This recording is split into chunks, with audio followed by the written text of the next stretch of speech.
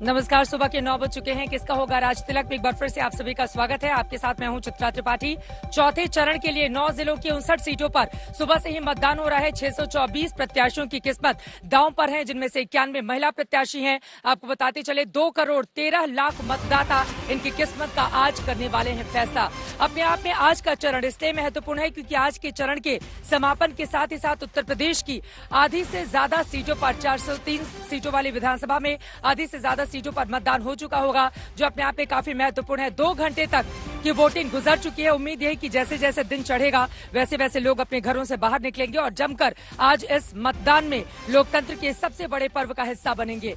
लखनऊ पर सभी की निगाहें। यूपी की राजधानी भी है लखनऊ और यकीनन लखनऊ के जरिए ही तय होता है कि आखिर सत्ता के सिंहासन पर कौन होगा विराजमान। कुल 9 सीटें हैं। 8 बीजेपी ने जीती थी 2017 में। हालांकि समाजवादी पार्टी 2012 में भी समाजवादी सरकार बनाने के बावजूद लखनऊ में कमाल का प्रदर्शन नहीं कर पाई थी। उस समय भी बीजेपी ने 9 में से 7 सीटों पर जीत हासिल कर कमाल का प्रदर्शन किया था। लेकिन इस बार उम्मीदवारों पर जिस तरह से दांव लगाया गया है वो महत्वपूर्ण है। अलग अलग तस्वीरों के जरिए फिलहाल 2 घंटे से किस तरह से मतदान लगातार चल रहा है, इन तस्वीरों के जरिए आप समझिए। आपको बता दें, कतारों में पंक्तियों में खड़े होकर अपनी बारी का इंतजार करते हुए तमाम लोग दिखाई दे रहे हैं। मतदान की इस प्रक्रिया का हिस्सा बनने के लिए बेताब हैं। तो वहीं दूसरी तरफ आप देख पा रहे हैं नेताओं का जोश भी आज के इस मतदान को लेकर हाई है। 2 खास मेहमान हमारे साथ जुड़े हुए हैं लगातार इस गोमती रिवर फ्रंट पर। हमारे साथ विजय उपाध्याय जी हैं, शरद प्रधान जी हैं, जिनसे लगातार चौथे दौर की वोटिंग को लेकर हमारी ये चर्चा जारी है। लेकिन उसके ठीक पहले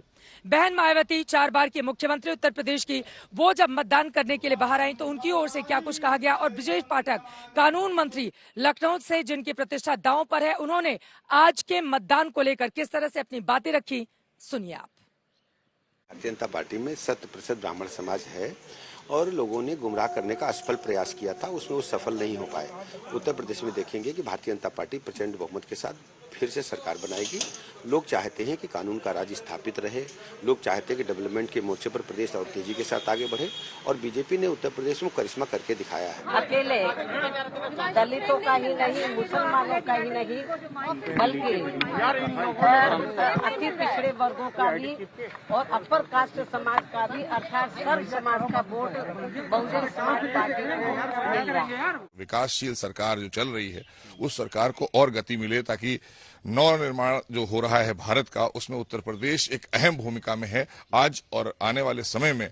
उत्तम प्रदेश की तरफ तेजी से जो उत्तर प्रदेश हमारा बढ़ रहा है उसको गति देने के लिए, ताकि जो एक विश्वास उत्तर प्रदेश की जनता में आज आदरणीय योगी जी को लेकर, भारतीय जनता पार्टी को लेकर बढ़ा है, उस पर मोहर लगाना है हम सब। उत्तर प्रदेश में या देश में लोकतंत्र में जनता के पास ताकत होती है। कैबिनेट मंत्री क्या होता है? जनता तो बड़े बड़े चीफ मिनिस्टर, प्राइम मिनिस्टर को उखाड़ के फेंक देती है। मुझे जनता का आशीर्वाद प्राप्त है।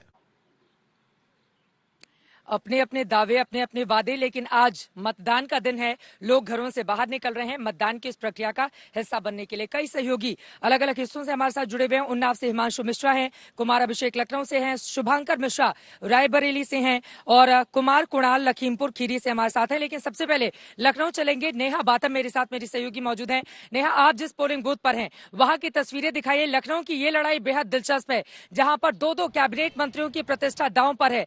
नेहा, आसपास की तस्वीरें क्या बोल रही हैं? आज का यह दिन लखनऊ वासियों के लिए कितना ज्यादा अहम?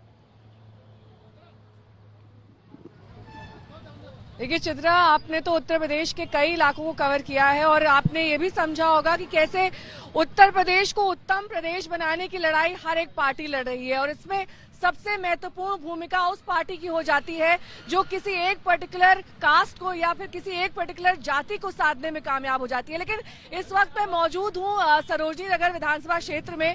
बेहद हाई प्रोफाइल सीट ये मानी जा रही है क्योंकि यहां से बीजेपी के लिए मैदान में है पूर्व IPS अधिकारी राजेश्वर सिंह और यही वो सीट है जहां पर 2017 में स्वाति सिंह जीती थी।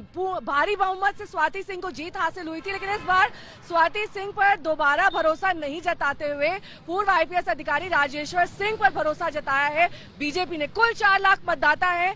यहाँ पर राजेश्वर सिंह का मुकाबला है अभिषेक मिश्रा से, जो कि समाजवादी पार्टी से प्रत्याशी हैं और अभिषेक मिश्रा को भी एक बेहद महत्वपूर्ण यहाँ पर कैंडिडेट माना जा रहा है क्योंकि ये सीट दरअसल समाजवादी पार्टी का गढ़ रहा है। 3 बार यहाँ से समाजवादी पार्टी जीती है, 2 बार कांग्रेस जीती है, लेकिन इस बार बीजेपी की साख जो है दांव पर है, क्योंकि बीजेपी चाहती है कि 2017 में रिजल्ट थे वो एक बार फिर से 2022 में दोहराए जाएं। राजेश्वर सिंह एक बड़ा, एक बेहद महत्वपूर्ण चेहरा जिन्होंने वीआरएस लेकर इस बार राजनीति में अपनी किस्मत आजमाने का सोचा है, और ऐसे में राजेश्वर सिंह पर सबकी निगाहें टिकी हुई हैं। इस वक्त मैं जिस बूथ पर मौजूद है, पीछे की तस्वीरें आप देख सकते हैं, चेकिंग हो रही है लगातार, तमाम पुलिसकर्मी मौजूद है, अंदर जाने की मीडिया कर्मियों को इजाजत नहीं है। एक एक करके यहाँ पर लोग तो पहुंच रहे हैं, और जैसे जैसे दिन चढ़ेगा आप देखेंगे चित्रा कि यहाँ पर भी भीड़ बढ़ने वाली है, क्योंकि सरोजनी नगर एक ऐसा क्षेत्र जहाँ पर 4 लाख मतदाता है, और 4 लाख मतदाता का मतलब आप ये समझिए कि 4 लाख मतदाता जो आज लगभग 6 बजे तक वोटिंग चलेगी, उस समय तक जब तक पहुंचेंगे तब तक काफी ज्यादा जोश और उत्साह इस विधानसभा क्षेत्र में खास तौर पर देखने को मिलने वाला है। लेकिन राजेश्वर सिंह एक अहम चेहरा, एक बेहद महत्वपूर्ण चेहरा। चित्रा, राजेश्वर सिंह भी अधिकारी रहे हैं, इधर प्रोफेसर साहब हैं समाजवादी पार्टी से। दोनों के परिवारों में अधिकारियों की फौज है, क्योंकि जहां अभिषेक मिश्रा के पिता आईएएस अधिकारी रहे हैं, तो वहीं राजेश्वर सिंह की पत्नी अभी भी अधिकारी हैं। तो ये कुल मिलाकर 2 ऐसे लोग जो पहले पॉलिटिक्स में नहीं थे, बाद में राजनीति में अपनी किस्मत आजमाते हैं। इसके पहले हालांकि मंत्री बन चुके हैं अभिषेक मिश्रा सपा सरकार में, लेकिन राजेश्वर सिंह का इस बार क्या हाल होता है ये देखना महत्वपूर्ण रहेगा। और भी सहयोगियों के पास हम चलेंगे, लेकिन राजेश्वर सिंह ने आज के चुनाव को लेकर क्या कुछ कहा है, उनसे बातचीत की है हमारे संवाददाता ने, सुनिए। पुलिस में जो मैंने कार्य किए, लखनऊ में मैं पोस्टेड भी बहुत साल रहा हूँ। जनता जानती है कैसे निडरता से, निर्भीक होकर, निष्पक्ष तरीके से मैंने कार्य किया। इन्फोर्समेंट डायरेक्टरेट की भी सारी चीजें लोगों को मालूम है, कैसे कार्रवाई करी, उसका जरूर फायदा होता है। जनता बहुत अप्रिशिएट करती है कि कोई भी आदमी निष्पक्ष तरीके से देश के प्रति समर्पित होकर कार्य करता है। दूसरा, वो ये भी जानती है कि एक एक्सपीरियंस्ड ऑफिसर है, सरकार में कैसे काम किया जाता है, कैसे कराया जाता है, तो क्षेत्र के विकास के लिए इसका बहुत उपयोग होगा। तीसरा, वो ये भी जानती है कि यदि इसको लालच होती तो इतनी बड़ी नौकरी छोड़ के जनसेवा में नहीं आता। तो जनता हर तरह से हमारे साथ है, और जनता बहुत उत्साहित है, हमारे कार्यकर्ता बहुत उत्साहित हैं, और जो भारतीय जनता पार्टी की विचारधारा है राष्ट्र प्रथम की, वो विचारधारा जनता की भी है। कोई नहीं चाहता कि अपराधी राजनीति में आए, भ्रष्टाचारी राजनीति में आए और माफिया सरकार बनाए, जो समाजवादी पार्टी और अन्य पार्टियां कर रही हैं। अपराधियों को, माफियाओं को, भ्रष्टाचारियों को जेल से चुनाव लड़वा रही हैं, उनके परिवार। तो आप पहले कानून एनफोर्स करते थे, अब क्या करेंगे अगर इलेक्ट हो जाते हैं? अच्छे कानून बनाने में मदद करनी है, ताकि ये माफिया, अपराधी और भ्रष्टाचारी खत्म हो राजनीति से। राजेश्वर सिंह के अपने दावे। कुमार अभिषेक हमारे साथ जुड़े हुए हैं। कुमार, पूरा का पूरा यूपी इसी लखनऊ से संचालित होता है, ऐसे में लखनऊ के मुद्दे क्या हैं ये जानना सबसे ज्यादा अहम हो जाता है। साथ ही आप जहां पर मौजूद हैं वहां की जरा तस्वीर क्या बयां करती है? राजनाथ सिंह पोलिंग के मतदान के लिए जाने वाले थे, वो क्या घर से बाहर निकले? किस तरह की तस्वीर लखनऊ की बनती और बिगड़ती रही है, जरा उसके बारे में भी बताइए आप। चित्रा, देखिए हम इस वक्त राजनाथ सिंह के घर के बाहर हैं। पहले तस्वीरें दिखा दूं। पंकज सिंह मीडिया से बात कर रहे हैं, थोड़ी देर पहले उन्होंने हमसे भी बात की है, हम उसे भी अपने दर्शकों को सुनाएंगे। लेकिन इंतजार है कि अब राजनाथ सिंह थोड़ी देर में घर से निकलेंगे और वोट करेंगे। लेकिन अगर आप लखनऊ की हालत देखें तो लखनऊ के तमाम सीटें इस वक्त बीजेपी के पास हैं, और इस बार भी बीजेपी का सब कुछ यहां दांव पर लगा हुआ है। मोहनलालगंज की एक सीट अगर छोड़ दें तो बाकी सभी सीटों पर, लखनऊ और मोहनलालगंज की सभी सीटों पर बीजेपी का कब्जा है, और इस बार फिर से उसे बचाने की चुनौती हो गई। रह गई लखनऊ के मुद्दों की बात, तो लखनऊ का अपना एक लॉ एंड ऑर्डर का मुद्दा हमेशा से रहा है, वो एक मुद्दा है। शहरी इलाका है, लोगों के लिए जो बेसिक एमिनिटीज है वो एक मुद्दा रहता है, वो भी है। लेकिन इन सब के बगैर, अगर आप इन सबसे अलग अगर आप इतर होकर सोचें तो ये सीधी लड़ाई दिखाई देती है समाजवादी पार्टी और बीजेपी के बीच। हालांकि बीएसपी ने यहां पर तमाम जो सीट है उस पर अपनी मजबूती से अपनी उपस्थिति दर्ज कराने की कोशिश में है, लेकिन शहरी क्षेत्र होने की वजह से, और खास करके यहां से पहले अटल बिहारी वाजपेयी रहे, इस वक्त राजनाथ सिंह यहां से सांसद हैं, तो इन सब की कम से कम राजनाथ सिंह के लिए भी प्रतिष्ठा की बात है कि सब सीटें, लखनऊ की जो सीटें हैं वो बीजेपी कैसे जीते, ये इनके ऊपर जरूर इनकी प्रतिष्ठा से जुड़ा हुआ है। और आप देखेंगे कि जब सीट का बंटवारा हो रहा था तो उसमें भी राजनाथ सिंह के ऊपर बहुत कुछ निर्भर रहा है। चित्रा, अब लखनऊ की लड़ाई में कौन होता है सरताज, ये अपने आप में बड़ा सवाल बना हुआ है, लेकिन यकीनन सांसद हैं लखनऊ से, इस वजह से राजनाथ सिंह की प्रतिष्ठा भी दांव पर लगी हुई है तमाम बीजेपी के उम्मीदवारों के साथ ही साथ। तो वहीं समाजवादी पार्टी के अपने दावे। उन्नाव चलते हैं, हिमांशु मिश्रा वहां से जुड़े हुए हैं। उन्नाव में साक्षी महाराज जो सांसद है, उन्होंने तो वोट डाल दिया और हिमांशु आते ही उन्होंने ये भी कह दिया कि देश में एक कानून बने जिससे हिजाब पर प्रतिबंध लगे। इसके जरिए सांसद महोदय आज के दिन जब चौथे चरण की वोटिंग हो रही है, क्या मैसेज देने की कोशिश कर रहे हैं? देखिए, जब मैंने सुबह साक्षी महाराज से बात की थी तो उन्होंने ये कहा था कि मैं बहुत बड़ा नेता हूं, अगर आज मैं भी चाहूं तो योगी और मोदी के खिलाफ 4 वोट नहीं करा सकता। तो उन्होंने ये कहकर साफ कर दिया कि इस बार जो है योगी के नेतृत्व में सरकार बनने जा रही है। उन्होंने कहा कि बीजेपी को प्रचंड बहुमत मिलेगा, उससे ज्यादा सीटें मिलेंगी जो 2017 में मिली थी, उससे 4 सीटें ज्यादा मिलने जा रही हैं। ये उनका दावा है। लेकिन चित्रा, मैं आपको बता दूं कि उन्नाव जो है लखनऊ और कानपुर के बीच का शहर है। लखनऊ में विकास कार्य हुए हैं, कानपुर एक औद्योगिक शहर है और उसके बीच में फंसा हुआ ये उन्नाव शहर है। कल जब मैं लखनऊ से उन्नाव आ रहा था तो मेरे ड्राइवर ने ये कहा कि देखिए साहब, कानपुर जो है वो उद्योगों के लिए जाना जाता है, चमड़े के उद्योग के लिए, लेदर के लिए, लेकिन सारी फैक्ट्रियां जो हैं वो उन्नाव में है। और अब देखना ये है कि क्या उन्नाव में क्या विकास बहुत बड़ा मुद्दा है, क्योंकि उसने भी बताया और जितने लोगों से बात हुई उन्होंने कहा उन्नाव में विकास कहीं नहीं हुआ है, कानपुर और लखनऊ के बीच में फंस के रह गया है। और यहां पर बेरोजगारी, महंगाई एक बहुत बड़ा मुद्दा है। विकास कार्य क्या है मैं आपको दिखा देता हूं। जिस मतदान केंद्र में मैं हूं ये यहाँ का प्राइमरी स्कूल है और आप देखिए कि इस स्कूल की क्या हालत है। यहाँ कैसे बच्चे यहाँ पर आके पढ़ते होंगे। क्या सच में विकास कार्य उन्नाव का रुक गया है? चाहे वो समाजवादी पार्टी की सरकार रही हो या बीएसपी की या बीजेपी की, लगातार सरकारें जो हैं वो रही हैं, सब अपने अपने विकास कार्यों का दावा करते हैं, लेकिन जब आप ग्राउंड जीरो पर जाकर देखते हैं कि विकास कार्य क्या है तो वो ये देखने को मिलता है। तो कहीं ना कहीं विकास एक बहुत बड़ा मुद्दा इस चुनाव में होगा। बेरोजगारी है, महंगाई है, लेकिन हाँ, लॉ एंड ऑर्डर को लेकर महिलाओं के अंदर ये कहा जा रहा है कि लॉ एंड ऑर्डर की सिचुएशन जो है पहले से बेहतर हुई है। चित्रा,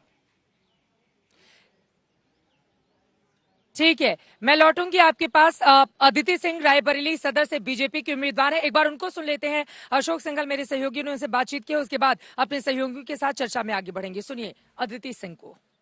वोट क्या है, फर्स्ट फीलिंग क्या है, क्योंकि कांग्रेस से आप विधायक रही हैं लेकिन इस बार बीजेपी के साथ में है, कितनी आश्वस्त है आज के लिए? More than 100%. I'm very, very confident about my win. Congress का गढ़ रहा है, गढ़ को तोड़ा आपके पिताजी ने भी, आप भी यहाँ से रही, वो निर्दलीय भी लड़ते रहे, लेकिन इस बार आपको लग रहा है कि आपको साथ मिलेगा? 100% मिलेगा, क्यों नहीं मिलेगा। मेरी जनता मेरी परिवार है। मेरे आदरणीय स्वर्गीय पिताजी ने हमेशा ये कहा है कि हमारी जनता हमारी परिवार है और समय समय पे हमारी जनता ने इस चीज को साबित भी किया है, तो बिल्कुल सपोर्ट मिलेगा। प्रियंका गांधी कह रही थी कि आप आए, आपने पार्टी के साथ में, पार्टी के कारण आप यहाँ पर रही, लेकिन बाद में आप चली गई, ये कोई भूलेगा नहीं, रायबरेली की जनता नहीं भूलेगी।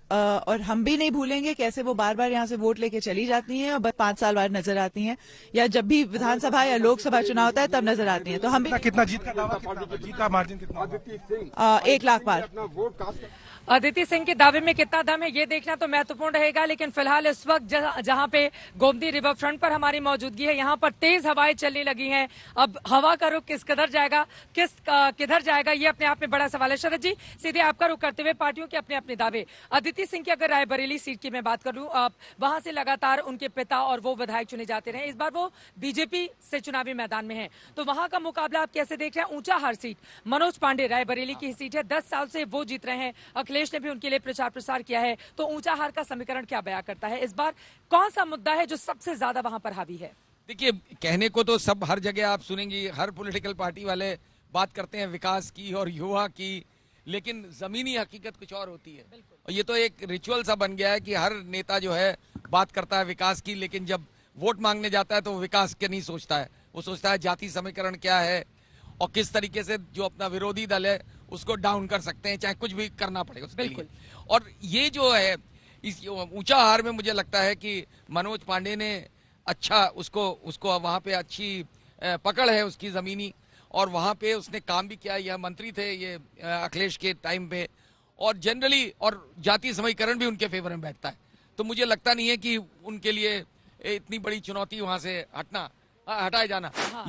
लेकिन रायबरेली में भी वही स्थिति बनती है और 2017 में भी अदिति सिंह ने बीजेपी 16 में स्विच कर गई थी। बिल्कुल। और उनके पिता का भी देखिए, उनके पिता वहां के एक बहुत बड़े बाहुबली थे जब वो कांग्रेस से जीता करते थे और वही इसी वजह से उनका एक वर्चस्व वहां कायम था जी। और जो लड़की ने इनहेरिट किया है, अब वो ठीक है, वो अपने किन्हीं कारणों से वहां चली गई। उनके पति पंजाब में कांग्रेस में अभी तक थे जब तक उनका टिकट नहीं कटा था। काट दिया, लेकिन दिया गया। तो कांग्रेस ने टिकट काट दिया पंजाब से उनका। तो अब वो तो खैर अब जिस तरीके के वो है वो तो करना ही था। लेकिन अब आगे इसमें भी जो है मुझे आगे क्या होगा ये बड़ा सवाल है। लेकिन लखनऊ में जरूर, जैसा आपने कहा, लखनऊ में जरूर बीजेपी की, देखिए जब भी भाजपा के साथ वो जो पहले के 3 फेजेस में था वही आज स्थिति है। जब आप माउंट एवरेस्ट पे चढ़ चुके हो तो आप नीचे ही गिर सकते हैं। तो जब आप 51 सीटें जीत चुके हैं 59 में से पिछले चुनाव में, बिल्कुल, तो जाहिर है कि चुनौती उसी पार्टी के लिए, बीजेपी के लिए चुनौती ज्यादा है विजय जी। लेकिन 2 और सीटें जिस पर बात करना बहुत जरूरी हो जाता है, एक है उन्नाव और दूसरा है लखीमपुर खीरी। लखीमपुर खीरी में टेनी के बेटे जमानत पर बाहर आ चुके हैं, वोट डालने के लिए भी पिता पुत्र पहुंचेंगे, जो जानकारी मिल रही है। वहां की स्थिति इस बार का सबसे बड़ा मुद्दा आपको क्या नजर आता है और क्या उनके जमानत पर बाहर आने से इसका फायदा या फिर नुकसान बीजेपी के लिए किस तरह से आप देख रहे हैं? और उन्नाव कुलदीप सेंगर वाले मामले के बाद वहां पर पहली बार विधानसभा के लिए वोट डाले जा रहे हैं, तो वहां की स्थिति क्या बयां करती है? देखिए, इस पूरे इलाके में न जाट बेल्ट है, न यादव बेल्ट है, न मुस्लिम बेल्ट है, एक अलग किस्म का एक बहुत शांत सा इलाका है। लेकिन लखीमपुर और उन्नाव जिनका आपने जिक्र किया, दोनों जगह हलचल थी और पिछले 4 साल चर्चा में उन्नाव, लखीमपुर तो बाद में आया, उन्नाव की चर्चा लगातार होती रही। लखीमपुर में जो सिनेरियो है उसमें ऐसा नहीं है कि बीजेपी क्लीन हो जाएगी, वहां से साफ हो जाएगी, ऐसा नहीं है। क्योंकि जो सोशल इक्वेशन है उसमें बीजेपी अभी भी मजबूत है और उसमें जो ज्यादा गलती की अपोजिशन ने, जो लोग गाड़ी से कुचल के मरे थे उनको तो मुआवजा दिया गया, लेकिन जो बाकी लोग मरे थे उनको मुआवजा नहीं दिया गया। उत्तर प्रदेश सरकार ने दोनों पक्षों को दिया। एक अलग सिचुएशन है वहां पे, आर्थिक स्थितियां बहुत भिन्न है। जो जिन सिखों की बात हुई है उनके भी बहुत मजबूत स्थिति में है, आर्थिक रूप से वो बहुत मजबूत है। उन्नाव में अगर आप देखें तो एक सिंपैथी जरूर है उस महिला के साथ, उस लड़की के साथ जो जिसके साथ घटना हुई थी। कांग्रेस ने उसको उम्मीदवार भी बना दिया है, लेकिन जनता कितना उसके साथ खड़ी होगी ये बड़ा सवाल है। क्योंकि उन्नाव एक और सवाल मैं पूछ लेती हूँ विजय जी, पीलीभीत वरुण गांधी का एक ऑडियो भी वायरल होता है जिसको लेकर बहुत ज्यादा कंट्रोवर्सी होती है। वहां पर ऐसा लग रहा है बीजेपी 2 खेमों में है, एक वरुण गांधी का खेमा, एक भारतीय जनता पार्टी का खेमा। और अंदर खाने इस तरह के आरोप लग रहे हैं कि भैया वो तो दूसरे पार्टी के लोगों को जिताने में लगे हुए हैं। तो पीलीभीत की स्थिति जहां पर इस वक्त वोटिंग चल रही है वो क्या कहती है? देखिए, पीलीभीत का जो रिजल्ट आएगा 10 मार्च को, उससे वरुण गांधी का भविष्य तय होगा। अगर वो चारों सीटें बीजेपी वापस जीतती जैसा पिछली बार जीती थी, फिर वरुण गांधी के लिए उनकी राजनीति की दिशा तय करना बहुत मुश्किल होगा, क्योंकि उन्होंने काफी कुछ दांव पे लगा दिया है इस चुनाव में अपना। और पीलीभीत एक ऐसी सीट है जहां बंगाली वोटर बहुत ज्यादा है, जो 71 वार के पहले यहाँ पे आ गए थे, तो इसलिए उनकी भी भूमिका बहुत महत्वपूर्ण है। जो पहले बीजेपी के साथ वो वोटर रहा, वरुण को वोट करता रहा है, इस बार उसका क्या रुख होगा ये इंपॉर्टेंट होगा। इतनी ज्यादा खटास वरुण गांधी की बीजेपी में क्यों? क्योंकि बीजेपी के खिलाफ लगातार वो मोर्चा खोले रहे और पीलीभीत में अगर अपने ही प्रत्याशी के खिलाफ उनका बयान सामने आया और वायरल हो तो उसको लेकर बहुत सारे सवाल उठेंगे। वरुण गांधी एक ऐसे मेंबर ऑफ पार्लियामेंट रहे हैं भाजपा के जो काफी मुखर रहे हैं और पार्टी के खिलाफ, पार्टी की टॉप लीडरशिप के खिलाफ भी बोला उन्होंने। देखिए, कुछ तो ये वजह मानी जाती थी कि दोनों माँ बेटे, मेनका गांधी उनकी माँ, और वो दोनों को कोई जगह नहीं मिली इस सरकार में, और एक वजह। लेकिन उसके अलावा भी वरुण गांधी की एक चीज है कि उस इलाके में वरुण गांधी की अच्छी साख है, क्योंकि उन्होंने वहां व्यक्तिगत रूप से बड़ा इन्वॉल्वमेंट रहा है और एक एक व्यक्ति की वहां मदद करी है। यहाँ तक किया है कि अपनी सांसद निधि से लोगों को, गरीबों को घर भी बनवा के दिए और अपने पास से भी दिए। तो लोग उन्हें बहुत मानते हैं वहाँ। और मेनका गांधी के बारे में पहले वो भी रही वहां सांसद कि लोगों की इलाज के लिए मदद, इस तरीके की चीजें बहुत करते रहे। तो ये बात सही है विजय ने जो कहा कि इस बार उनकी प्रतिष्ठा इसलिए दांव पे है कि खिलाफत करके इतनी ज्यादा और 4 साल से ज्यादा खिलाफत करते हुए अपनी ही पार्टी की, वो अगर नहीं रह पाते तो आगे संसदीय क्षेत्र में उनका क्या होगा। उन्नाव के सांसद साक्षी महाराज सुबह जब वोटिंग के लिए पहुंचे तो उनसे बातचीत की हमारे सहयोगी हिमांशु मिश्रा ने। सुनिए उनकी ओर से क्या किए गए हैं बीजेपी को लेकर दावे। किन मुद्दों के ऊपर चुनाव आपको लग रहा है कि जा रहा है? पूरा का पूरा चुनाव राष्ट्रवाद और विकास सबका साथ, सबका विकास, सबका विश्वास, सबका प्रयास। और माननीय मोदी जी का और योगी जी का काम करने का जो तरीका है, हिंदुस्तान की जनता ने दिल से स्वीकार किया है और उत्तर प्रदेश की जनता भूर भूर प्रशंसा कर रही है। मैं भी अपने को बड़ा नेता समझता हूं, लेकिन मैं भी अगर योगी मोदी के खिलाफ 4 वोट डलवाना चाहूं तो मेरी औकात नहीं है। इतना मोदी जी का और योगी जी का जादू से चढ़ करके बोल रहा है। मेरा अपना निजी अनुमान है, 10 तारीख को निकल के आएगा मेरा अनुमान सही था कि गलत है, कि 2017 में जिस भारी बहुमत से योगी जी ने सरकार बनाई थी, 2022 में उस रिकॉर्ड को तोड़ के उससे भी ज्यादा बहुमत के साथ योगी जी सरकार बनाने वाले हैं। साक्षी महाराज को आप सुन रहे थे, किस तरह से अपनी जीत को लेकर, बीजेपी की जीत को लेकर तमाम बातें उनकी ओर से गिनाने की कोशिश की गई। रायबरेली जल्दी से चलते हैं, शुभांकर मिश्रा वहां से जुड़े हुए हैं। शुभांकर, रायबरेली का क्या हाल है? मतदाता क्या घरों से बाहर निकल रहे हैं? रायबरेली सदर ऊंचाहार सीट पर सभी की निगाह टिकी हुई है। 4 सीटों पर रायबरेली की वोटिंग हो रही है। किस तरह की तस्वीर आगे की तकदीर के लिए इस वक्त दिखाई दे रही है? शुभांकर। चित्रा, सबसे पहले मैं आपको अपडेट दे दूं कि सुबह 9 बजे तक यहां पर रायबरेली की 5 सीटों पर 8% मतदान हुआ है। हम सभी बात कर रहे थे अदिति सिंह को लेकर कि राहें आसान होंगी, मुश्किल होंगी, लेकिन इस बार राहें बिल्कुल आसान नहीं होने वाली। उसकी कई मुकम्मल वजह है। कांग्रेस पार्टी ने जो प्रत्याशी उतारा है वो उन्हीं की जात का है। पिछली बार उन्हें मुसलमानों का बढ़ चढ़कर वोट मिला था, क्या इस बार भी वो वर्ग उनके साथ उसी तरह मजबूती से खड़ा रहेगा? ये अपने आप में एक बहुत बड़ा सवाल है, क्योंकि जो आरपी यादव हैं वो बार बार दावा कर रहे हैं कि जातीय समीकरण उनके पक्ष में जा रहा है और इस वजह से वो यहां पर आगे जीत अपनी दर्ज कर सकते हैं।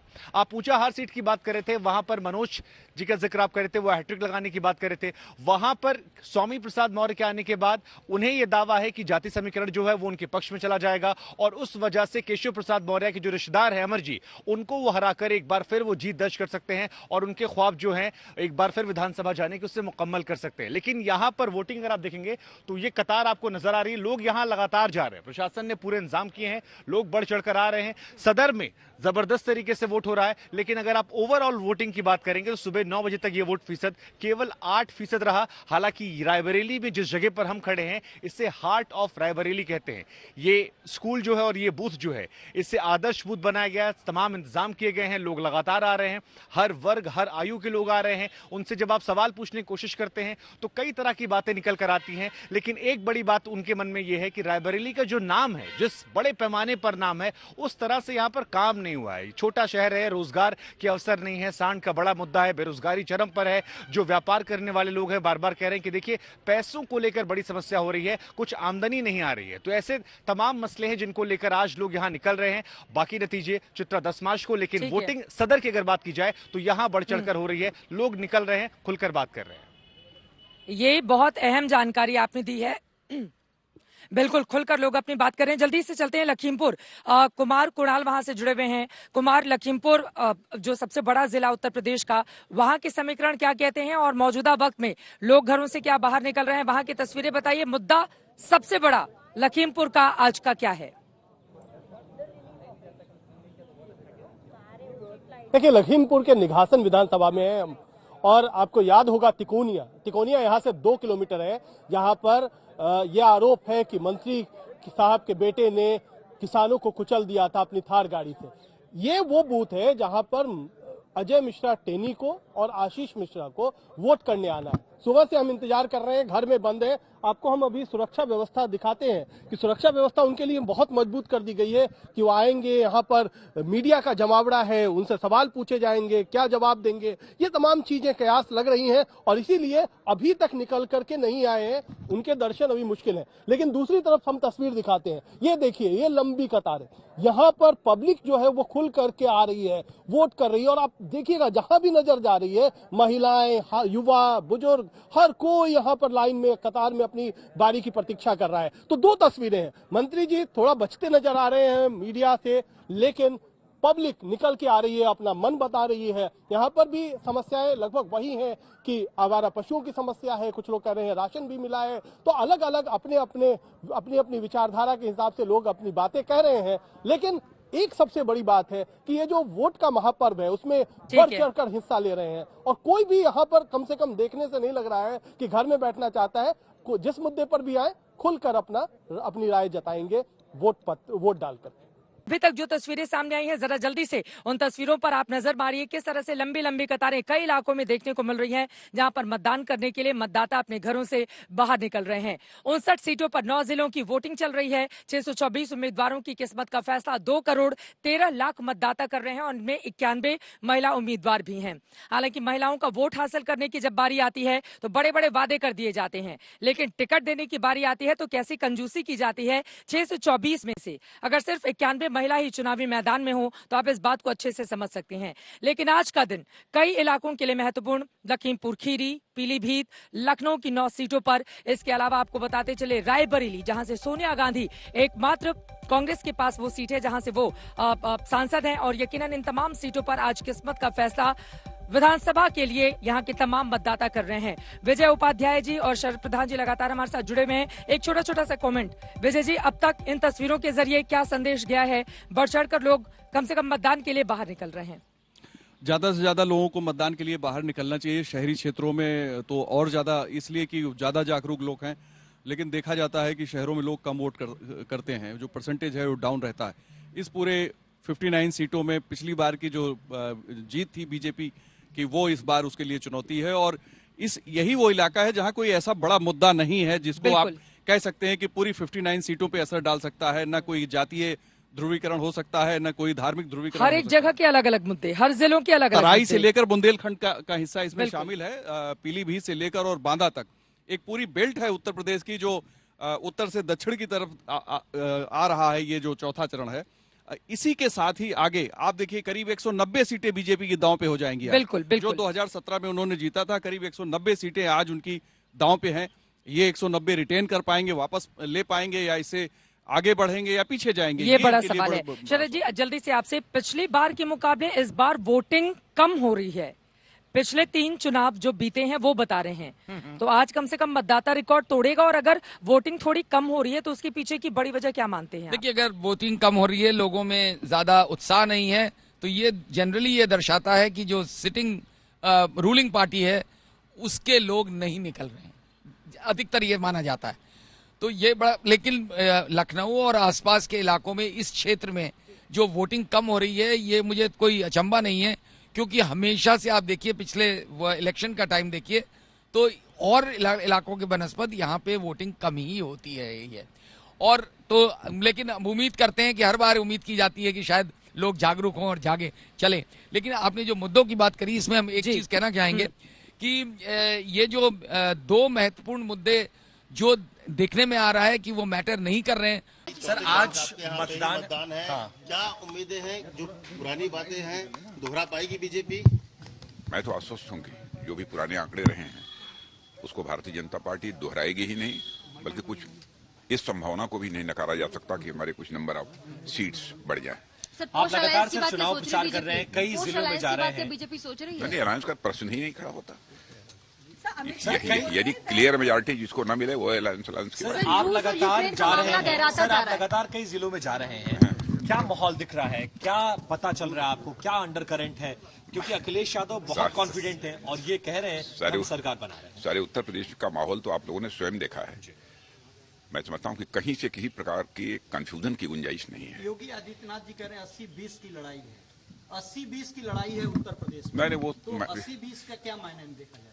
माने हो सकता है कि 80% कामयाबी या विजय भारतीय जनता का पार्टी को हासिल हो और 20% में अदर्स हो। लेकिन सर यूपी के चुनाव में हिजाब की भी एंट्री हो गई, आतंकवाद की भी एंट्री हो गई, साइकिल की भी एंट्री हो गई, नमाजवादी अब्बा जान की भी एंट्री हो गई।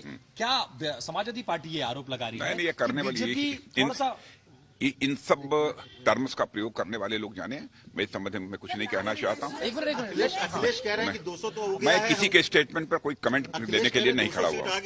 इतना ही मैं कहना चाहता हूँ कि इस बार का चुनाव जो होगा वो सुशासन और विकास प्रमुख रूप से 2 मुद्दे होंगे। इन्हीं मुद्दों पर चुनाव होगा और इस मामले में इस हिंदुस्तान की अव्वल पार्टी यदि कोई है तो भारतीय जनता पार्टी है। और सभी मतदाताओं से मैं अपील करना चाहता हूँ, लोकतंत्र में सबसे बड़ा दान मतदान होता है, सभी लोग भारी संख्या में मतदान करें, इसी अपील के साथ आप सबको बहुत बहुत धन्यवाद। ठीक है, बहुत बहुत धन्यवाद सर, बहुत धन्यवाद।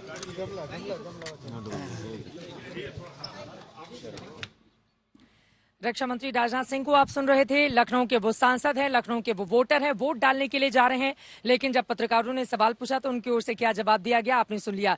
सीधे मौसमी सिंह का रुख कर लेते हैं। मौसमी, अब धीरे धीरे मौसम अब आगे की ओर बढ़ता हुआ, तेज धूप भी हो गई है, हालांकि तेज हवा भी चल रही है। आप जहां पर मौजूद हैं वहां पर वोटर्स का मिजाज दिन चढ़ने के साथ क्या नजर आ रहा है? वोटर्स का मिजाज भी बताएंगे चित्रा आपको, नेताओं का भी मिजाज हम भाप भी रहे हैं और बता भी रहे हैं। ब्रजेश पाठक साहब पहले हनुमान जी के दर्शन किए, प्रसाद चढ़ाए, उसके बाद अपनी जीवन संगनी नम्रता जी के साथ आए हैं। दिखा दीजिए आप स्याही का निशान। राजनाथ सिंह ने अपील की है वोटर्स से कि सबसे बड़ा दान मतदान होता है, तो बाहर आके वोटरों से अपील करेंगे आपकी बाहर आके वोट करें। मैं उत्तर प्रदेश के और अवध क्षेत्र के विशेषकर सभी मतदाताओं से अपील करता हूं कि अपने घरों से निकल करके मतदान करें और पहले मतदान करें, फिर जलपान करें, लोकतंत्र के महायज्ञ में शामिल हों और राष्ट्र के निर्माण में, राष्ट्र को आगे बढ़ाने में अपना सहयोग करें। नम्रता जी, क्या 10 मार्च को लड्डू बनाने को मिलेगा? अभी तो लड्डू चढ़ाए हैं, 10 मार्च को आपको लड्डू बनाने को मिलेगा, खिलाने को मिलेगा कि नहीं? दोनों बनाने को भी मिलेगा, खिलाने को भी मिलेगा और भारी संख्या में मिलेगा। भारी संख्या में मिलेगा। ब्रजेश जी, लगातार ये कहा जा रहा है कि सेंट्रल में बात बन नहीं रही थी इसलिए आप कैंट चले आए। नहीं, ऐसा नहीं। और कैंट में बाकियों की नजरें थी, आप सिंधमारी में भी जीत रहे हैं और यहाँ भी जीत रहे हैं, कहीं कोई समस्या नहीं। लखनऊ की 9 सीटें हम लोग जीत रहे हैं। तो लगातार मायावती ने भी बोला, आज उन्होंने लगातार निशाना साधा है कि कोई अम्बेडकरवादी नहीं है, सब दलितों को वोट बैंक। मैं बता रहा हूँ, सबको अपनी बात कहने का हक है लोकतंत्र में, लेकिन भारतीय जनता पार्टी सर्व समाज को साथ लेकर के चल रही है और प्रचंड लहर बीजेपी के पक्ष में है। कमल खिल रहा है, प्रचंड बहुमत के साथ खिल रहा है। ब्राह्मणों का वर्चस्व है इस पूरे अवध क्षेत्र में। बसपा सतीश मिश्रा कह रहे हैं ब्राह्मण और दलित का जो कॉम्बिनेशन है और जनता का कॉम्बिनेशन, जब परिणाम आएगा तो ब्राह्मण समाज बीजेपी के साथ ही नजर आएगा और कमल भयंकर रूप से प्रचंड लहर के साथ खिलने वाला है। तो ये बताइए कि 10 मार्च की क्या तैयारी? पूरी तरह से आप देखेंगे कि सड़कों पर गाजे बाजे के साथ लोग निकलेंगे और बीजेपी की प्रचंड बहुमत की सरकार बनेगी। लखनऊ कैंट में बाकियों की भी नजर थी, आपकी भी नजर थी? जो भारतीय जनता पार्टी नेतृत्व ने जो आदेश दिया उसके तहत हम लोग कार्यकर्ता मिलकर चुनाव लड़ रहे हैं। बहुत बहुत आभार आपका। तो चित्रा, आपने सुना ब्रजेश पाठक यहाँ पे लखनऊ कैंट में अपना मत डालने आए थे। ये मॉन्टेसरी कॉलेज है जहाँ पे उन्होंने मत डाला और उनकी जो धर्मपत्नी है वो बोल रही है 10 मार्च को लड्डू वो बनाएंगी भी और खिलाएंगी भी। बहरहाल ये तो जनता तय करेगी कि किसको ये अवसर प्राप्त होगा। चित्रा, अब यहाँ पर तो दोनों हाथों में लड्डू की बात कही जा रही है, लेकिन वास्तव में जनता किसको लड्डू खिलाएगी 10 मार्च को इसका फैसला हो जाएगा, क्योंकि उसी के 8 दिन के बाद होली है। तो रंगों की होली भी किसके लिए इस बार की सबसे ज्यादा खास रहने वाली है? नेहा बाथम हमारे साथ जुड़ी हुई हैं। नेहा, आप तो लखनऊ की रहने वाली हैं, आप यहाँ के मिजाज को अच्छी तरह से जानती हैं। अपने आप में बड़ा सवाल लखनऊ की लड़ाई को लेकर, पार्टियों के अपने अपने दावे, अपने अपने वादे, लेकिन इन सब के बीच रीता बहुगुणा जोशी जो कि बीजेपी के सांसद हैं, उनके बेटे मयंक जोशी जब अखिलेश यादव से बीती शाम में जाकर मुलाकात करते हैं तो उसके संदेश बहुत दूर तक जाते हैं। इसका मतलब क्या समझा जाए? और आप जहां पर मौजूद हैं वहां की रंगत इस वक्त वोटर्स के मिजाज को लेकर कैसी नजर आ रही है? बिल्कुल चित्रा, आपने ठीक कहा, क्योंकि ये वही रीता बहुगुणा जोशी हैं, आपको याद होगा, जिन्होंने अपने बेटे के लिए टिकट मांगा था और टिकट नहीं मिलने पर उन्होंने कहा था कि ठीक है, जो पार्टी का फैसला है मुझे मंजूर है। पर बात यही नहीं थमती है, क्योंकि महत्वाकांक्षाएं सभी की होती है और राजनीतिक महत्वाकांक्षाएं जब अपने चरम पर पहुंचती चित्रा, तो आपको पता होता है कि पार्टियां बदलते वक्त नहीं लगता, पार्टियां बदलते देर नहीं लगती। ओवरनाइट यानी कि रातों रात ये फैसला हो जाता है और यही वो तस्वीरें बयां कर रही हैं जब उनके बेटे मिले हैं समाजवादी पार्टी के कई दिग्गज नेताओं के साथ। ये बयां करता है कि अगर आने वाले वक्त में वो अपनी राजनीतिक किस्मत आजमाना चाहते हैं तो किसी सशक्त पार्टी जो उन्हें टिकट दे खास तौर पर, वहां से अपनी किस्मत आजमाएंगे। लेकिन इस बीच आपको तस्वीरें भी दिखा देते हैं, जहां पर मैं मौजूद है वहां पर लगातार लोगों का सिलसिला जारी है आने का, क्योंकि अब लगभग 9:45 बज रहे हैं और ये जो 10 से 12 बजे का वक्त होता है चित्रा, आपने देखा होगा कई मतदान केंद्रों में बेहद अहम होता है, क्योंकि यहीं से निर्णय हो जाता है है यहीं से तय हो जाता है कि आज दिन भर वोटिंग कैसी रहने वाली है, क्योंकि 2 बजे के बाद का वक्त थोड़ा सा कम वोटिंग उस वक्त देखी जाती है जब लोग खाना खाते हैं, अपने घरों में आराम करते हैं, तब कम संख्या में लोग पहुंचते हैं। लेकिन यहाँ मेरे पीछे आप देख सकते हैं कि लोग आ रहे हैं और पहुंच रहे हैं। लेकिन लखनऊ का मिजाज जिसकी आपने बात करी चित्रा, वो दरअसल ये कहता है कि लखनऊ में विकास की बयार बह रही है और विकास के नाम पर यहाँ पर कई लोग अपना वोट कास्ट करना चाहते हैं। यहाँ पर आपने देखा होगा कि जो लखनऊ एक्सप्रेसवे है उसका निर्माण हुआ, उसको लेकर किस तरह की खींचतान रही समाजवादी पार्टी और बीजेपी में, किसने बनाया, किसने शिलान्यास किया, किसने शुरुआत करी। उसी तरीके से मेट्रो को लेकर भी लखनऊ हो कानपुर हो, वो एक बार फिर से जंग देखने को मिली कि किसने बनाया, किसने यहाँ पर मेट्रो की शुरुआत करी। लेकिन इस बीच तमाम पार्टियां, चाहे वो समाजवादी पार्टी हो चाहे बीजेपी पार्टी हो, हर बार ताल ठोकर यही कहती है कि सबसे ज्यादा विकास उत्तर प्रदेश में उन्होंने ही किया है, यानी कि उनके राज में, उनके कार्यकाल में उत्तर प्रदेश का सबसे ज्यादा विकास हुआ है। उत्तर प्रदेश को नई मकाम तक, नई ऊंचाइयों तक पहुंचाने में हर पार्टी अपना अपना योगदान बताती है, चाहे वो आंकड़ों के जरिए हो, चाहे वो काम गिनाने के जरिए हो, चाहे वो परियोजनाओं के जरिए हो, चाहे वो तमाम अन्य ऐसी चीजें हो। जी नेहा, बड़े बड़े नेताओं के इंटरव्यू करे होंगे, उन्होंने सभी ने विकास को अपना प्रमुख एजेंडा बताया होगा। चित्रा, किसका होगा राज तिलक? लगातार गोमती रिवर फ्रंट लखनऊ से आप देख रहे हैं। सबसे बड़ा सवाल आज के आप पुराने तमाम मतदान के रिकॉर्ड टूटेंगे। मतदाता घरों से बाहर तो निकल रहे हैं, लेकिन दिन चढ़ने के साथ क्या यही रफ्तार देखने को मिलेगी? अपने आप में बड़ा सवाल बना हुआ है। लेकिन इन सब के बीच कई ऐसे चेहरे हैं जिनकी प्रतिष्ठा दांव पर लगी हुई है। ऐसी ही है रायबरेली की सदर सीट। बीजेपी उम्मीदवार अदिति सिंह, जो पहले कांग्रेस की नेता थी, अब बीजेपी की है, उनसे बातचीत की है हमारे संवाददाता अशोक संघल ने। सुनिए। हमारे साथ मौजूद है अदिति सिंह। अदिति जी, क्या मुद्दा आपके लिए अहम है इस चुनाव में? इस चुनाव में मेरे लिए सबसे अहम मुद्दा है अपने शहर को, अपनी विधानसभा को सेफ रखना, प्रोटेक्ट करना। ऐसे ऐसे लोग मैदान में हैं जो खुद ही अभी जेल से छूट के आए हैं, तो कैसे मैं अपना शहर ऐसे हाथों में दे दूं? कांग्रेस से बीजेपी में जाना क्या फर्क पड़ेगा इस इलाके के लोगों को और आपके लिए खास? आई थिंक यहाँ के लोग बहुत खुश हैं और आदरणीय योगी जी की, मोदी जी की लीडरशिप में बहुत खुश हैं। और पिछले 5 साल में अब हम लोग को जिस लॉ एंड ऑर्डर सिचुएशन की आदत पड़ गई है, जिस बिजली व्यवस्था की आदत पड़ गई है, आई डोंट थिंक अब जल्दी उत्तर प्रदेश की जनता भाजपा का साथ छोड़ेगी। कांग्रेस का घर माना जाता है और प्रियंका ने भी कैंपेन किया खासतौर से। उसके बाद आप प्रियंका को देख के ही जुड़ी थी कांग्रेस से, तो क्या आपको लगता है चीजें चेंज हुई है यहाँ पे? क्या होगा? वो तो आपको 10 तारीख को पता ही चल जाएगा, पर डेफिनेटली इस बार आई थिंक पहली बार कमल का फूल खिलेगा रायबरेली में।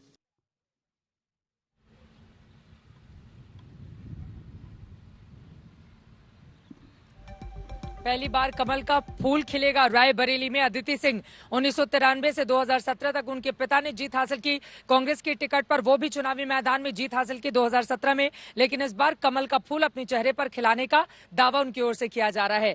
दावे में कितना दम है 10 मार्च के लिए, इसके लिए हमें इंतजार करना होगा। लेकिन आपके इलाके में अगर हो रहा है मतदान तो वोट करने के लिए आप जरूर जाइए। फिलहाल लखनऊ गोमती रिवर फ्रंट से अभी के लिए बस इतना ही। विजय जी आपका और शरद जी आपका बहुत शुक्रिया हमारे साथ इस चर्चा का हिस्सा बनने के लिए।